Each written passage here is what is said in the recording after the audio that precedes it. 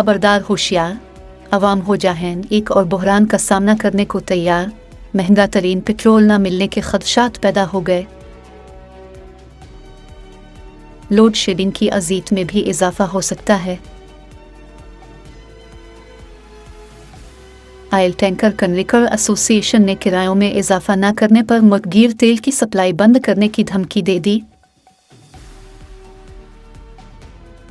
शहर में तेल सप्लाई करने वालों ने ऑयल टैंकर ने 100% किराया बढ़ाने का मुतालबा कर दिया, जबकि अंदरून शहर तेल सप्लाई करने वाले ऑयल टैंकरों ने 50% किरायों में इजाफा करने का मुतालबा कर दिया।